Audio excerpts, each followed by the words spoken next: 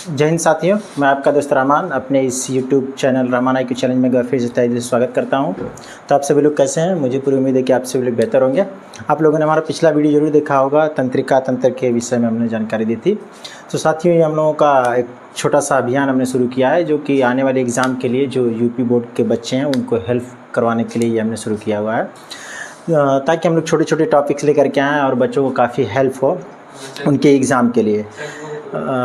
तो साथियों, हम लोग आगे बढ़ते हैं, देखते हैं इस टॉपिक को हम लोग अच्छे ढंग से कवर करेंगे। तो मुझे पूरी उम्मीद है कि आप सभी लोगों को पसंद आएगा। अगर वीडियो पसंद आएगा तो लाइक और सब्सक्राइब जरूर करिएगा। ये हम लोगों का छोटा सा प्रयास है, आप ही लोगों की मदद से आगे बढ़ेगा साथियों।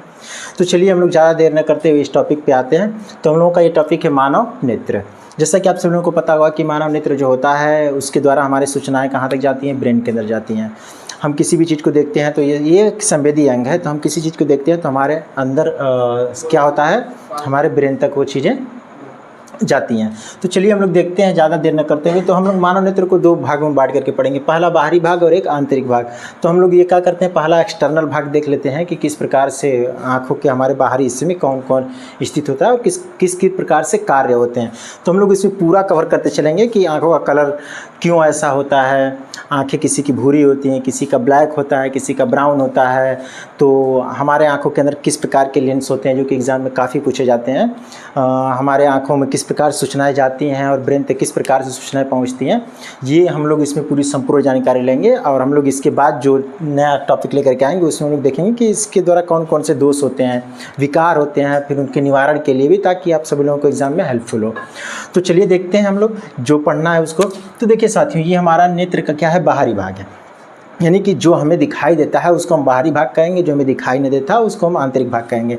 तो हमारा ये बाहरी भाग है, तो बाहरी भाग ये हमने बनाया हुआ है। तो ये हम लोगों का जो बाहरी भाग है, इसका एक हिस्सा हम लोगों का है श्वेत पटल, यानी कि स्क्लेरा।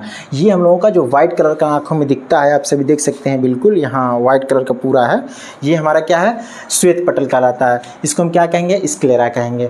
ठीक है साथियों। इसके बाद हम लोग दूसरा देखते हैं आइरिस। हम लोगों का ये जो भाग होता है इसको हम क्या कहेंगे, आइरिस। यानी कि हमारे आंखों के अंदर गोल जो होता है उसके बीच में एक होता है आइरिस। आइरिस का नाम होता है हिंदी में परितारिका कहेंगे। और इसका कार्य क्या होता है, आँखों को रंग प्रदान करना। अगर पूछे कि आँखों को रंग प्रदान करने के लिए कौन जिम्मेदार है, ऑप्शन में भी आ सकता है आप सभी लोगों को, और 2 से 4 नंबर वाले में भी पूछा जा सकता है। आई का चित्र करेगा दे करके समझाने के लिए, तो आप सभी लोगों को ये करना होगा।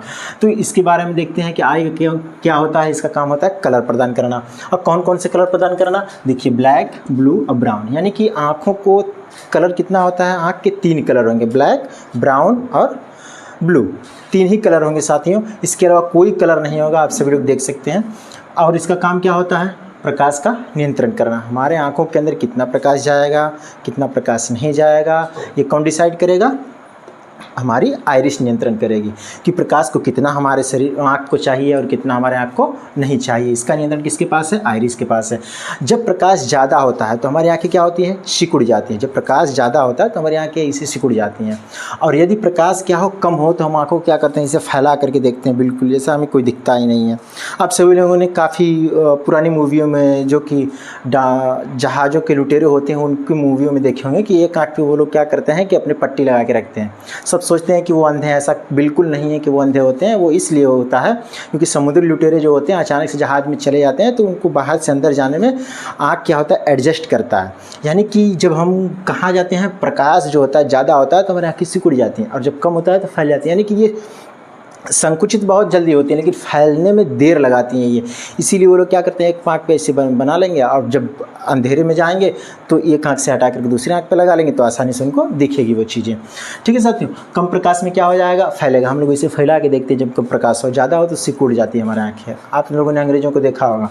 ठीक है, आगे हम लोग देखते हैं पुपिल, यानी कि पुतली का काम। ये जो बीच वाला हिस्सा है ये हमेशा किस कलर का होगा, ये हमारा हमेशा काला ही कलर का होगा, अदरवाइज कोई कलर नहीं होगा इसका डिफरेंट।